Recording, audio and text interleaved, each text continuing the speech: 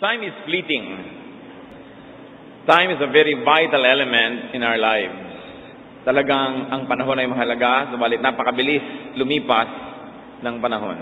Ang pag-aaral natin, pagsamba sa Panginoon sa pamamagitan ng paggalang sa oras, pinamagitan natin, enjoying the times of your life. Thank you, Father, for time. Thank you for space. Thank you that we can live in a certain time and space where you are there and our loved ones are there to share such time and space with us. Nawa, Panginoon, lalo namin maunawaan yung halaga, yung hiwaga ng panahon at nang lalo namin kayong madakila at lalo kaming makapamuhay ng mabunga at maayos, matiwasay, masagana. Be our speaker, O God. Forgive us our sins, cleanse us from all our iniquities. Make your word our food, our medicine, our strength, our light, our hope. And as we worship you and as you teach us, Father, may we learn to glorify your name. Lead your people unto greater wisdom.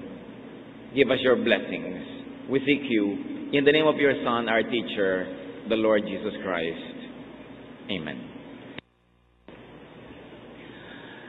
It's very important that we look at the times of our lives. What are the times of one's life? Ano ba ang hiwaga? Ano ba yung halaga ng panahon? Philippians 3:13, but one thing I do, Paul says, forgetting what is behind and straining toward what is ahead. Sa isang maiksing pangungusap na ito, tayo binibigyan ni Pablo ng pagtingin sa panahon. Merong ngayon, may nakaraan, merong bukas. At sabi niya, isang bagay ang tinitiyak kong gawin, nililimot ko na yung nakaraan, pinagsisikapan kong maging mabuti ang darating, at yun ang ginagawa ko ngayon. So Paul talks about the three facets of time. One of that is the present, the now. Yung ngayon mismo, yun. Ecclesiastes 1:9, what has been will be again. What has been done will be done again. There is nothing new under the sun. So, yung mga nangyayari naman, nangyari na rin paulit-ulit lang. Kaya kung lagi mong uubusin yung panahon sa pag-iisip ng maaari pang mangyari, o lagi mo lang lilingunin yung nangyari na, maaaring hindi mo tuloy mapansin, yung sa kasalukuyan ay nangyayari. Solomon connects the past with the present and the future. So another element of time, of course, is the past. Another facet of time, yung nakaraan. Merong kasalukuyan, may nakaraan. Yung sinabi ko 1 second ago, nakaraan na, tapos na. Job 8:9, for we were born only yesterday and know nothing, and our days on earth are but a shadow. Madalas nadidinig natin, ang bilis ng oras, ang bilis ng panahon. Linggo na naman, Lunes na naman, ang bilis ng isang linggo. Parang kahapon lamang yung malayong nakaraan. At talaga, yan ang hiwaga at kapangyarihan ng nakalipas.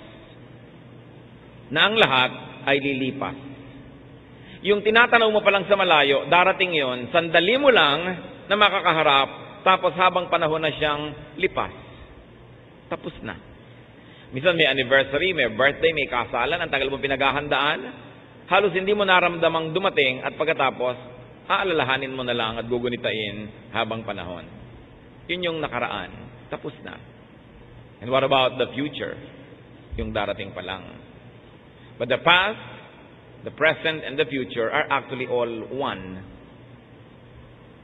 The past, the present, and the future are all happening at the same time as far as timeless God is concerned. Meron lang tayong ngayon kasi tayo nasa katawan, nasa lupa. Pero sa eternity, wala naman talagang lumipas, walang nakaraan. Ang lahat ay ongoing present. It is only our position, our point of view that divides time into such segments as future, present, and past. God is timeless. The Spirit is timeless. Spirituality is timeless. At pag nakalaya ng ating katawan sa lupang, ang ating espiritu sa lupang katawang ito, lalo nating maunawa ang ibig sabihin ng timelessness. Ganun pala. Sandali lang ang hawak mong panahon. Dapat habang kaharap mo't hawak yon, dapat mong matutunan ang dapat matutunan, dapat mong ma-enjoy ang dapat ma-enjoy, dapat mong gawin ang dapat gawin. Kasi pag tapos na, tapos na. Let's take a look at enjoying the times of your life. Time cannot be stopped. Time cannot be controlled. So you might as well ride the times and enjoy the times. What to do with the times and periods of one's life? Kung minsan ka lang maging bata, anong dapat mong gawin? Kung minsan ka lang maging kabataan or youth, anong dapat mong gawin? Minsan ka rin lang namang tumanda, tapos haharap ka na sa Panginoon, anong dapat mangyari? How do you enjoy God's gift of time? Live in the present. Ang mga taong mga pinakamasasaya, pinakamakabuluhan ang panahon, ay yung nabubuhay sa ngayon. Sa kasalukuyan. Because it's only the present, it is only the now that you really have. Tapos na ang kahapon, wala pa ang bukas. Yung ngayon lang ang meron ka.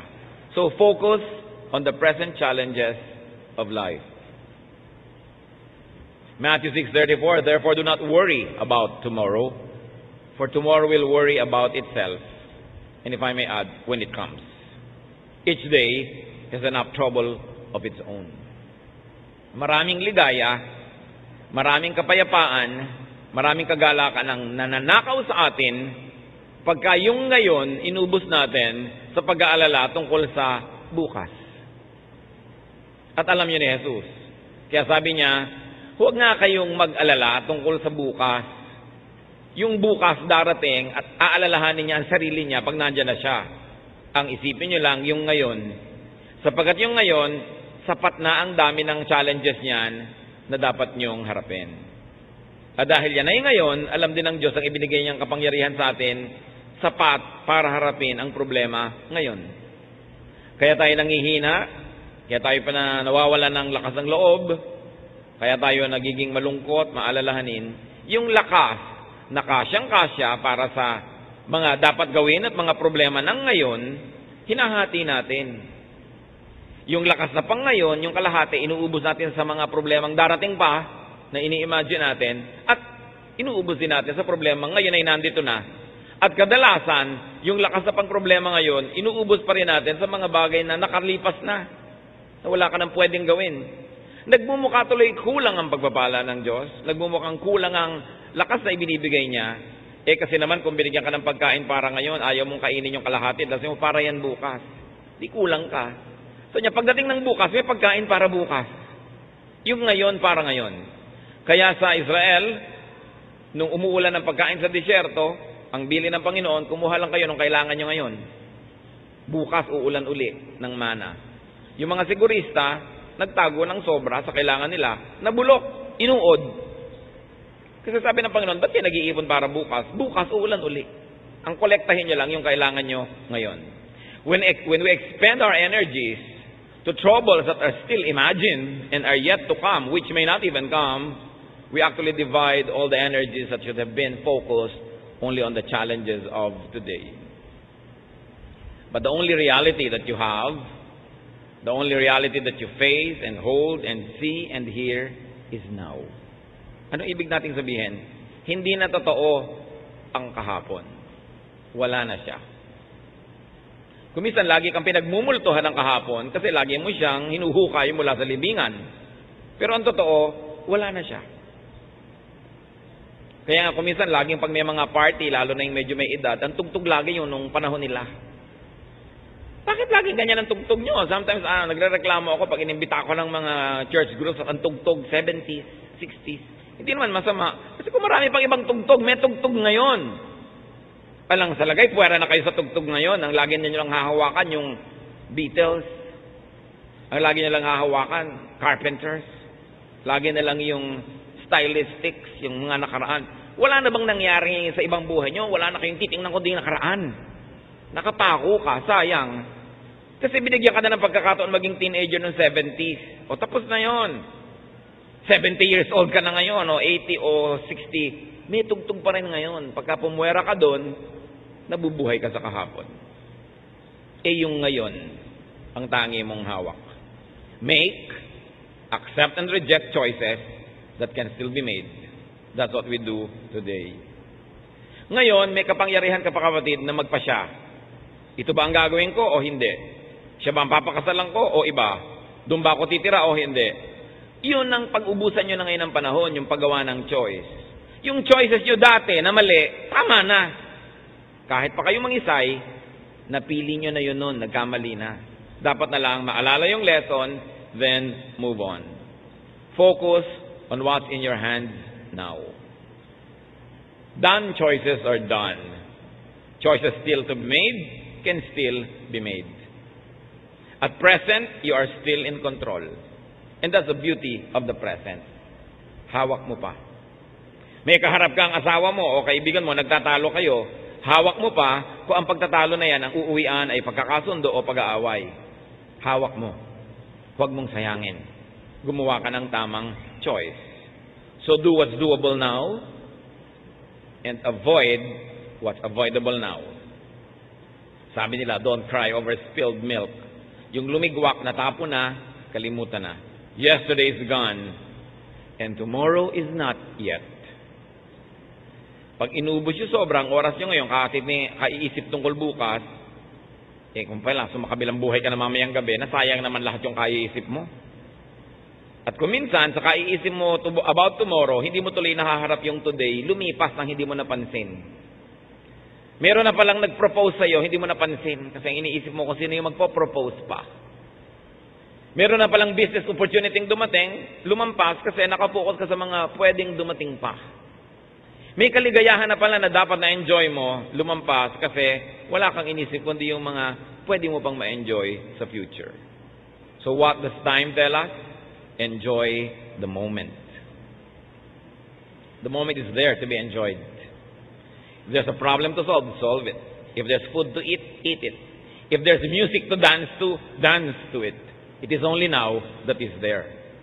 Studiously focus on the here and now, on the moment at hand, and never miss enjoying it. For in a flash, it will be just be a part of the retrievable past. Yang pakikinig natin ngayon ito, mamaya, past na yun. Tapos na. May bata na nagpapabuhat sa'yo, hindi mo binuhat dahil baka malukot ang damit mo. After 1 day, past na yon. After 3 years, past na yon. Nawasak na yung damit mo, iniisip-isip mo pa, sayang, hindi ko nalang binuhat yung bata. Kasi ngayon, mama na siya, bakulaw na, ayaw ng pabuhat sa'yo, lumampas na yung chance. Kaya hindi dapat pinapalampas ang pagkakataon, nakabukas ang tenga mo, ang mata mo, ang lahat-lahat ng senses mo, kung ano ang iniaalok ng kasalukuyan, dahil bukas, hindi na iniaalok kasi tapos na.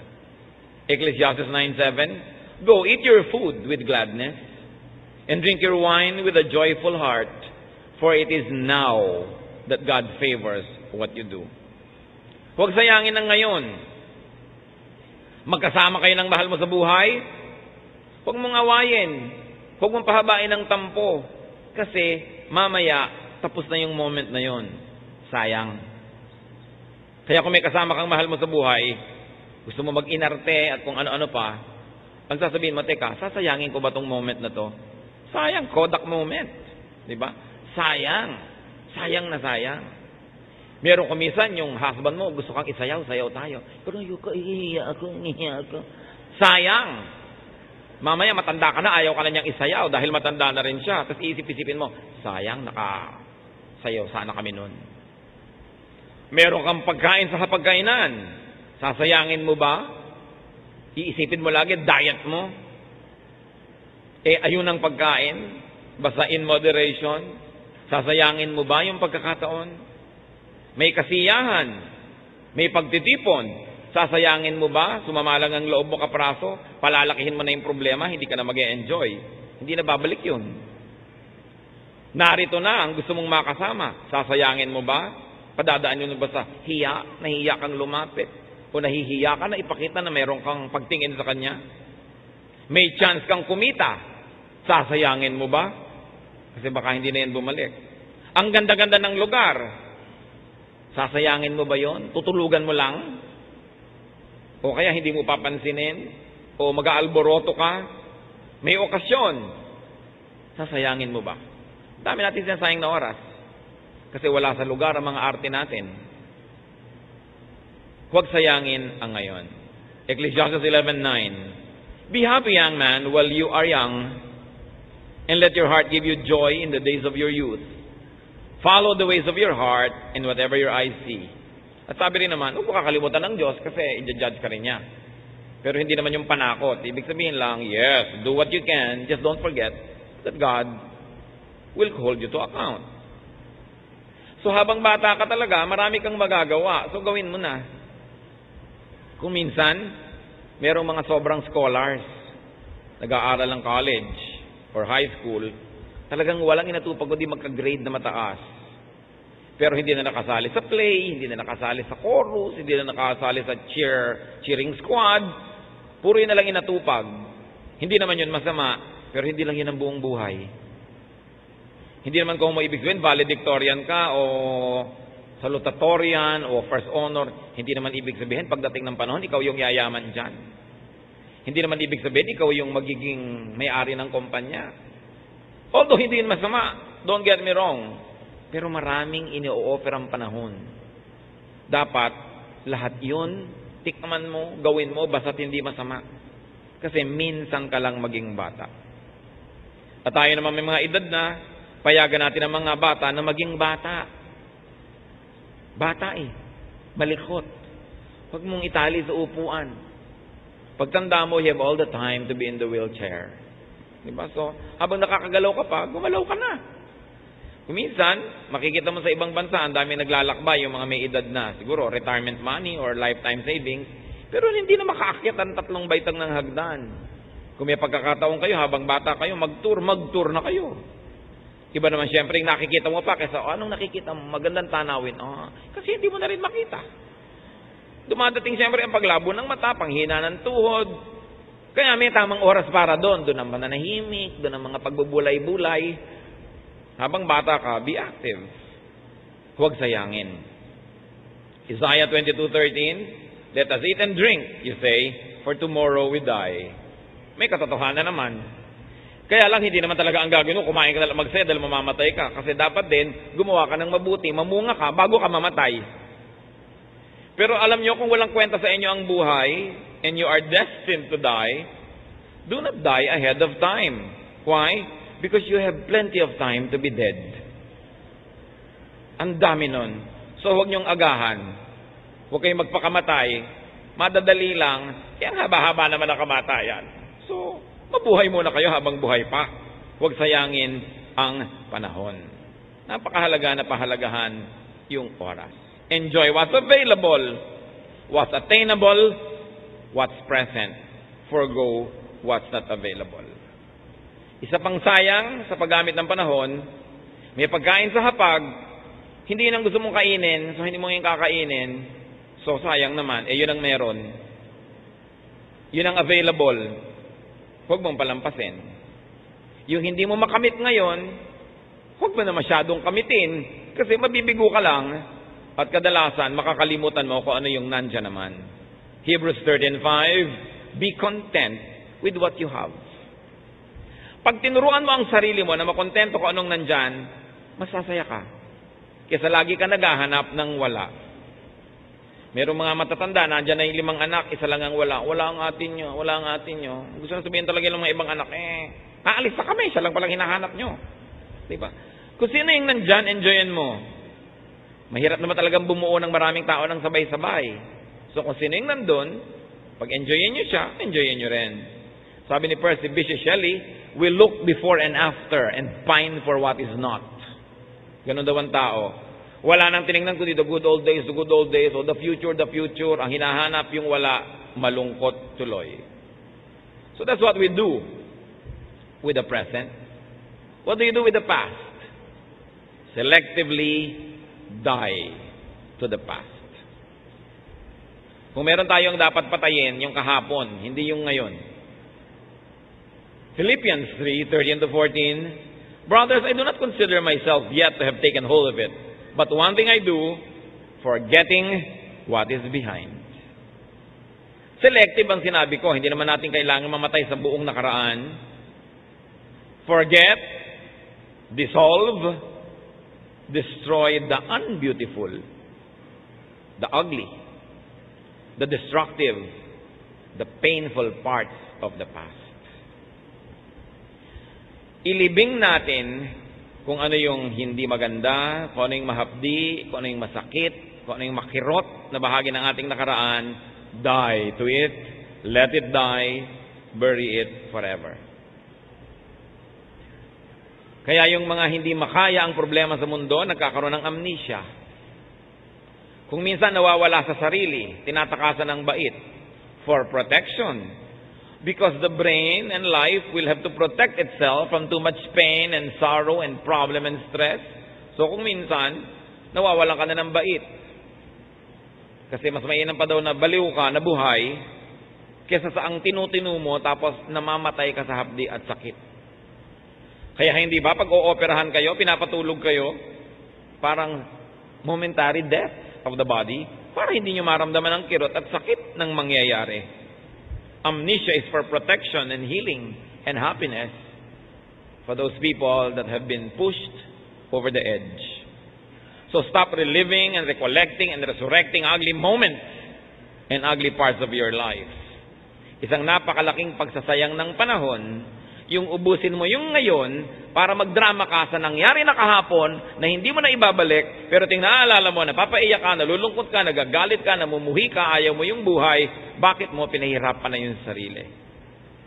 Yan ang dapat ilibing na.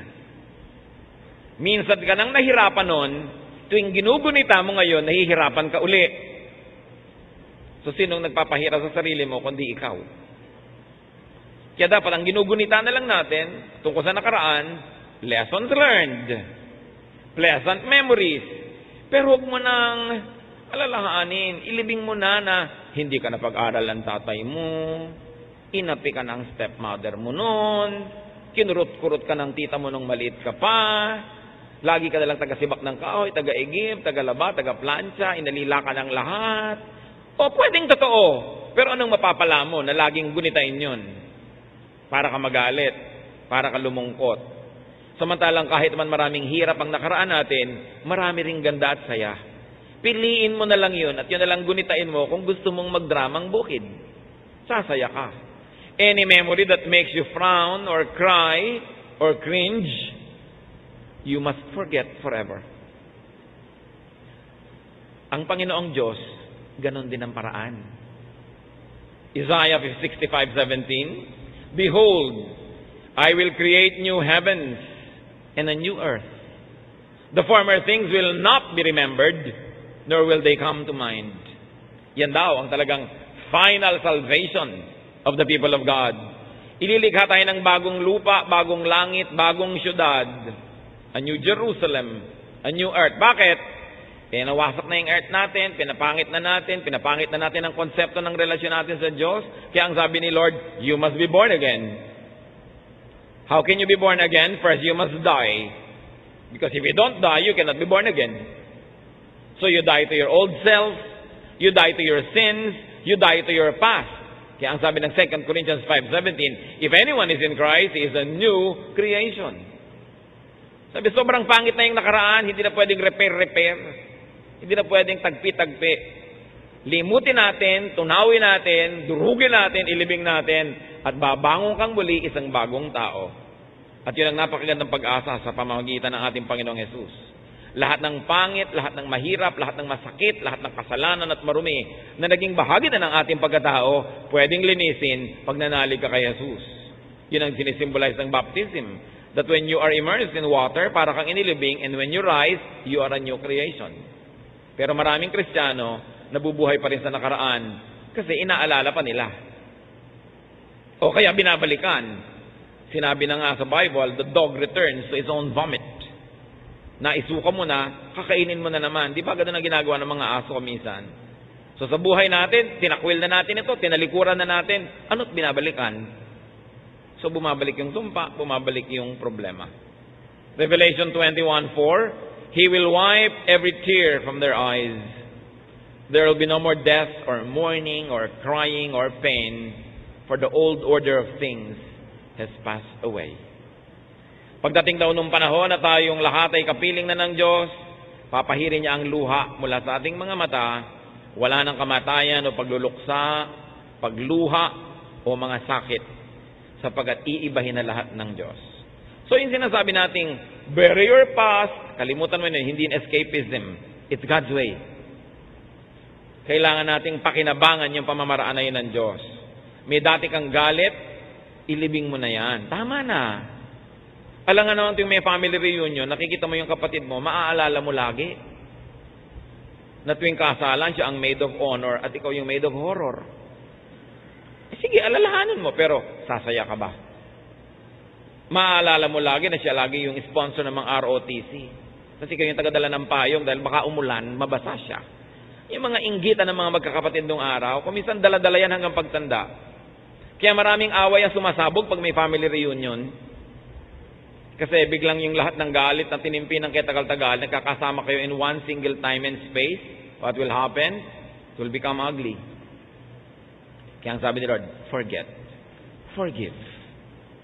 Hindi para tayo ipatalo o ipakawawa. Kasi alam ng Diyos, yun lang ang tanging paraan para makagraduate ka sa mga hirap ng nakaraan. Magpatawad ka na, lumimot ka na, dahil may ngayon pa. May bukas pa. Ngayon, kung yung ngayon at bukas, uubusin mo kada drama tungkol kahapon, humahaba ang epekto sa iyo nung kahapon. To the point that the pains of yesterday will become the pain of now and the pain of tomorrow, talo ka. God's cure for the wounds of the past, erase, sabi niya, delete, create your new realities. So stay grounded on and rooted in the beautiful, the pleasant and the good parts of the past. Philippians 4:8, whatever is true, noble, right, pure, lovely, admirable, if anything is excellent or praiseworthy, think about such things. So pag naaalala mo na naman na naapi ka nung araw sa school kasi wala kang damit, wala kang bag, alalahanin mo yung Philippians 4:8, noble ba yan, pure, praiseworthy, excellent? Hindi, pwede. Huwag yan na isipin mo. Think about nice things. Mga kapatid, kung ano ang iniisip nyo, yun ang magiging realidad nyo. Sabi nila, it's all in the mind. Ang laki ng katotohanan nun. Hawak mo ang kamay ng asawa mo, nag-e-enjoy kayo sa isang magandang biyahe. Isipin mo na bigla siyang kinakain ng isang maligno. At unti-unti siyang nawawala sa hawak mo, inaagaw siya ng mga demonyo. Hindi ba kahit hawak na hawak mo siya nandun, kakabahan ka, matatakot ka? Kasi nasa isip mo eh. Secure na secure ka sa bahay nyo, pero iniisip nyo, baka bukas mag-tsunami, lububog kayo, baka lumindol, gumuho ka, kung ano-ano. Pero andun ka, hindi yun nangyayari. Pero kakabahan ka rin. Natatakot ka. Wala yung asawa mo, nasa malayo. Iniisip mo, nasa kandungan ng iba. May kasiping na 5. Kahit ang totoo, nandun siya, iniisip ka at nakatingin sa litrato mo, mag-iinit ang tenga mo, tatayo pang dibdib mo, kakabahan ka. Kasi ang realidad, hindi yung tunay na nangyayari. Ang realidad, yung nasa loob ng isip mo. Kaya ang tunay na taong nagdidisiplina sa sarili, dinidisiplina ang isip. O ayan, nag-iisip ka na naman ng kamatayan, tigilan ng pag-iisip dyan. O ayan, iniisip mo na naman, mauubos ang tubig sa mundo. Ang solusyon mo, may mag-rate sa Canada kasi maraming lake.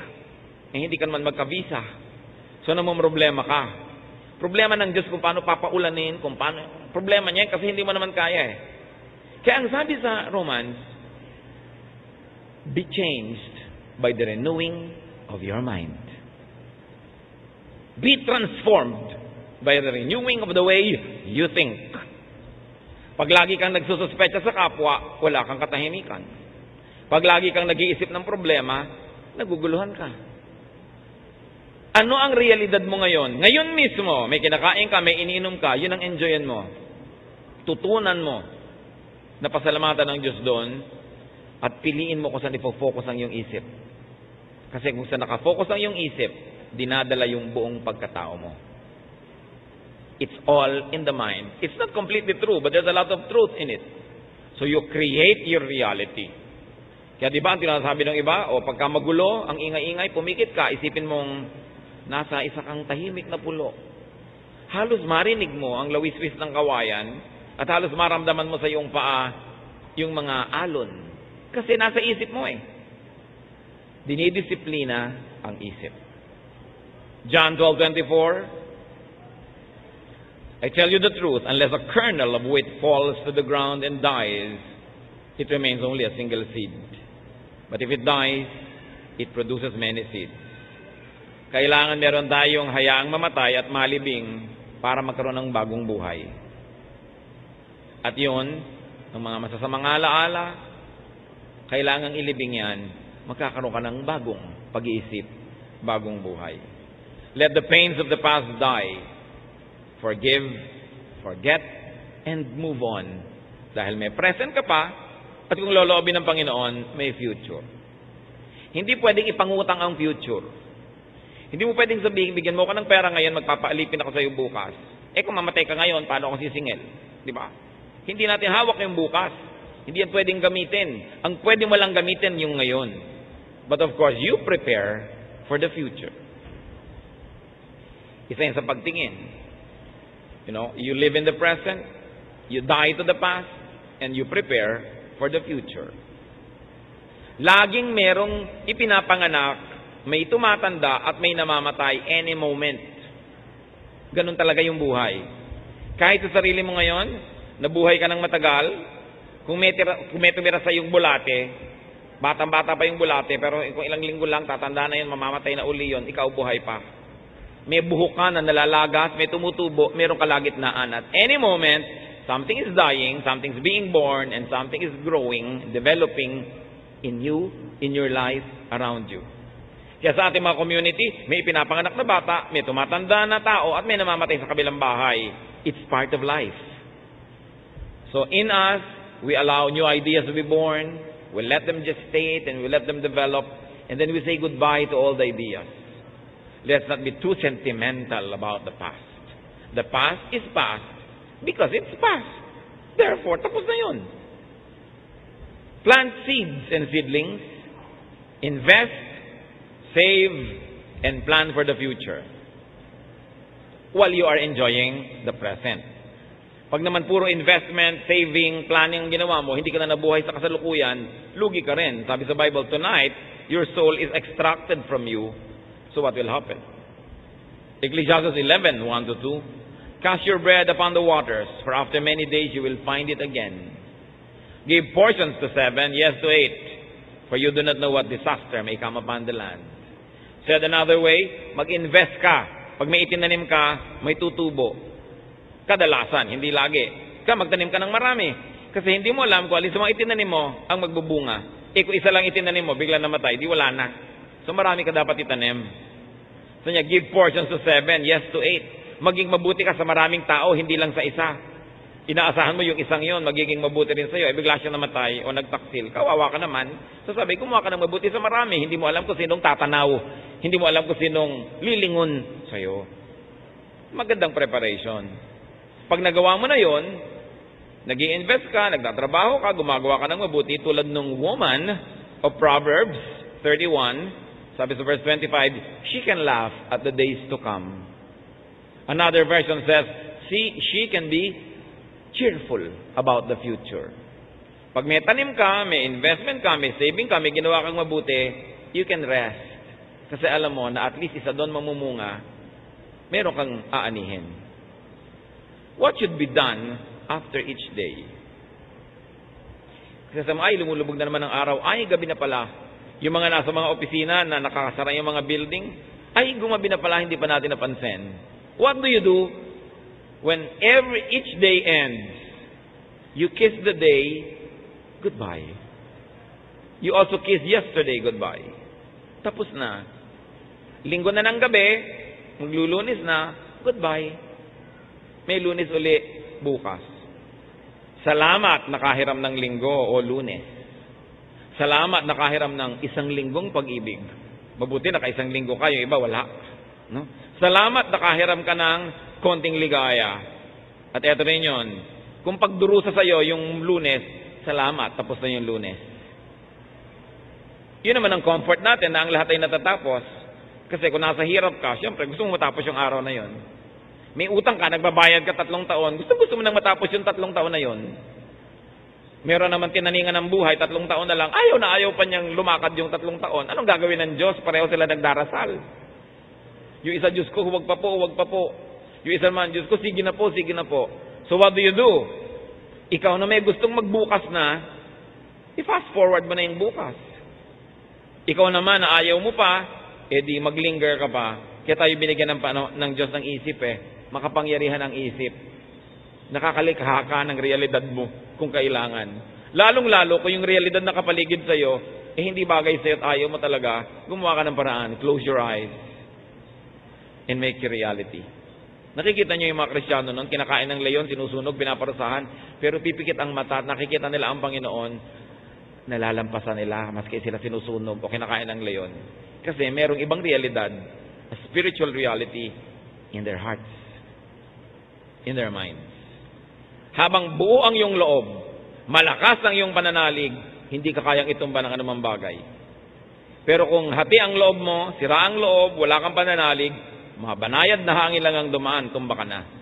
Kaya napakahalagang project sa buhay, tibayan ang pananalig, buuin ang loob.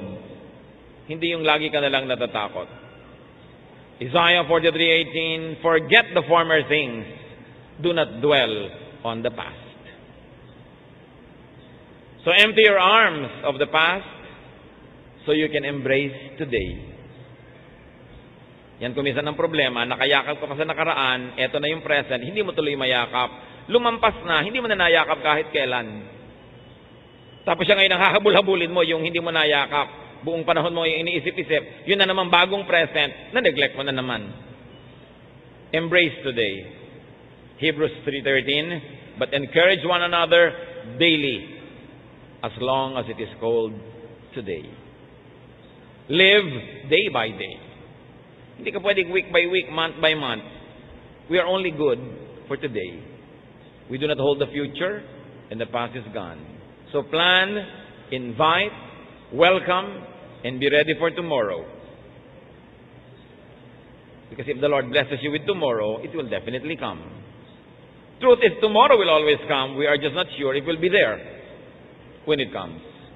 Ecclesiastes 11:6, sow your seed in the morning, and at evening let not your hands be idle, for you do not know which will succeed, whether this or that, or whether both will do equally well. In other words, don't put all of your eggs in one basket. Kailangan may konti ka dito, may konti ka ron. Hindi mo alam kung alin ang pagpapalain at kakasihan ng magbuting kapalaran.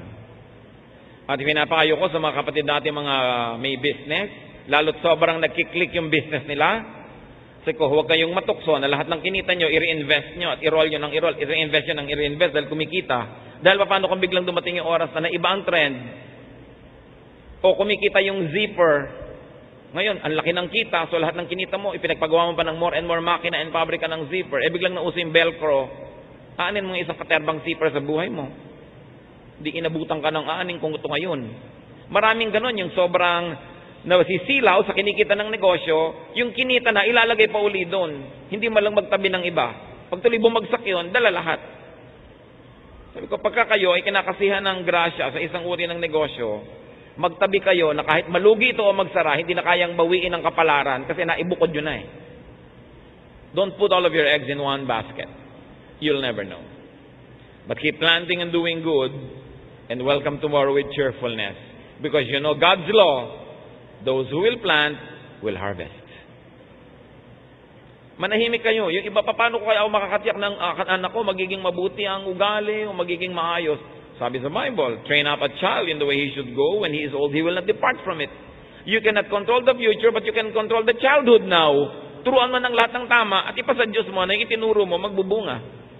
Ngayon, kumisan, naturuan mo na nga ng tama, sasabihin na iba naman po yun, sa Christian school pa, anak ba ng pastor, ba't gano'n na nangyari? Aba, kung hindi pa nag-Christian school yun at hindi pa lumaki sa turo ng Diyos, baka lalong malala ang nangyari. So, pasalamat ka, yun na lang ang nangyari sa kanya. Dahil siguradong tumalab sa kanya yung natutunan niya, dahil sabi sa Biblia yun. Kung hindi siya naturuan, masahol pa doon. Be cheerful about the future. Mga kapatid, don't waste time. Don't waste 1 second. Bakit mahalaga ang 1 second? Imagine niyo, what you have is really just 1 second. You don't have the second that is already past. and you don't have the second that will still happen. There is no such thing as minute. There is no such thing as hour or day, or week or month or year or decade or century or millennium. They are all illusions. The only truth is the second, right now, where you're alive. Why? It takes just 1 second to die. Subukan nyo, yung hininga nyo, kunwari huli na. 1 second. It takes only 1 second to fertilize an egg by a sperm. It takes only 1 second to get life. It takes only 1 second to lose that life. So 1 second is all you have. Kaya hindi mo pwede ipangako yung 1 week eh. 1 week kitang mamahalin. Eh kung namatay siya bukas, anong 1 week ang pinagsasasabi mo? 1 year akong makikisama sa'yo, eh kung after 3 months, namatay ka. Di wala yung 1 year. Hindi yun totoo. Ang totoo lang, I have 1 second now, makikisama ako sa'yo ngayon. Ngayon, mamaya, may 1 second pa uli, nakisama pa uli ako sa'yo. Paglingon mo, ay, nakabuo ako ng 1 taon. Pero kasi tapos na. Pero yung darating pa, hindi mo alam kung darating. So, huwag magsayang. Makati ang likod ng misis mo, kamutin mo na ngayon. Di ba? Baka bukas, mawala ka ng daliri. Hindi mo makamot. Hindi mo alam, naipit ka ng makina, natanggal yung mga daliri mo. Kamutin mo na ngayon. Kasi, this 1 second is all you really have. Yun lang ang hawak mo. Hindi pwede ipagyabang yung darating pa lang. At hindi pwedeng gamitin yung nakaraan na. Tapos na yon. Live the moment because the moment is God's gift. Ang dami natin sinasayang na moment kasi pinagmamalaki natin yung darating pa na next year, yung next month. Hindi tayo sure. Anong kahulugan ng mga ito? Bakit dapat pahalagahan yung 1 second? Kasi yun ang bigay ng Diyos. Another second passes, binigyan ka uli. But there's no guarantee na bibigyan ka uli. Whatever good you should do and can do it now. Whatever happiness you can enjoy it now. Whatever love you can give it now. Sabi ng kanta, because we may never love like this again.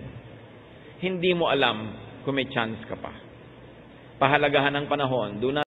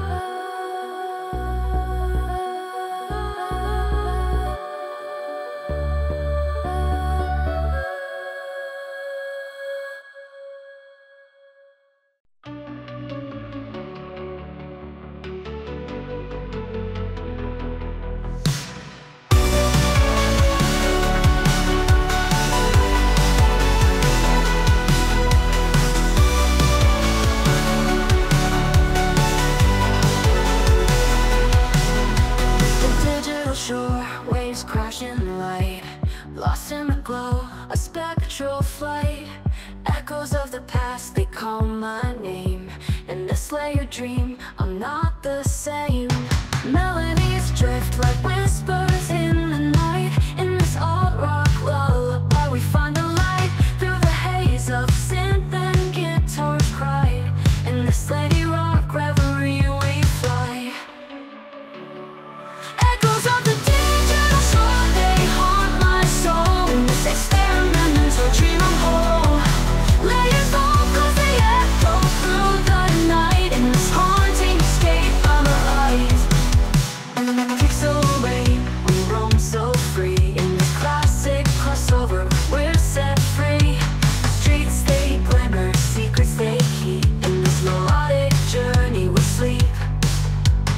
Melodies drift like whispers in the night. In this alt-rock lullaby, we find the light through the haze of synth and guitars cry. In this steady rock reverie, we fly.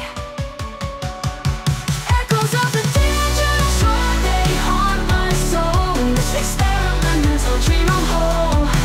Layered vocals, they echo through the night. In this haunting escape, I'm alive.